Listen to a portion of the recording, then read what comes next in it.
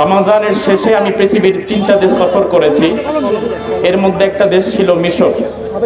আর আপনারা ভালো করেই জানেন মিশরের বর্ডারের সাথে ফিলিস্তিনের বর্ডার কানেক্টেড। এই রমজানের শেষে মিশরের সেই বর্ডারের দ্বার প্রান্তে দাঁড়িয়ে ফিলিস্তিনি মানুষদেরকে আমরা দেখেছি এবং মিশরের বর্ডারের বিভিন্ন প্রান্তে বাংলাদেশের রোহিঙ্গারা যেমন থাকে, ফিলিস্তিনের মানুষগুলো লক্ষ লক্ষ মানুষ তারা মিশরের নানান জায়গায় ছড়িয়ে ছিটিয়ে আছে।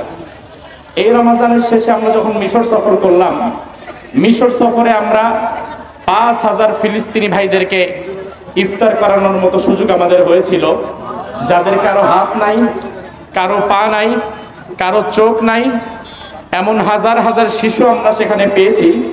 আমার সামনে যে ছোট্ট বাচ্চাটা আছে সে হয়তো তার বাবার কোলে আছে, তার মতো বয়সের অনেক শিশুকে আমি পেয়েছি, যে শিশুরা দেখলে মনে হবে যেন জান্নাতি ফুল, অথচ তাদের মা নাই, তাদের বাবা নাই।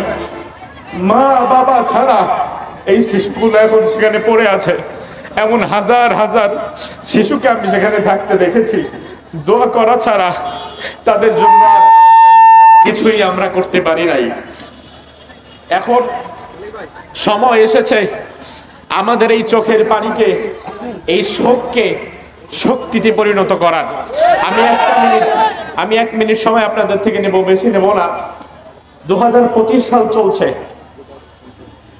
2025 সালের জানুয়ারি মাসের 15 তারিখ আমেরিকার জাতিসংঘের মধ্যস্থতায় ইসরায়েলের হায়নারা ফিলিস্তিনের সাথে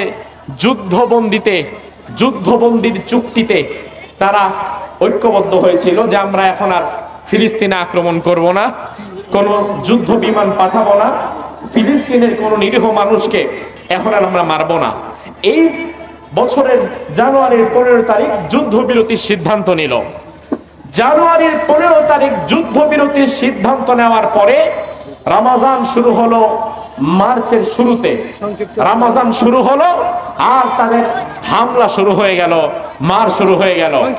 এতেই প্রমাণ হয় দুনিয়ার সন্ত্রাসী যারা, ইহুদিরা হচ্ছে বর্তমান পৃথিবীর নিকৃষ্টতম সন্ত্রাসী।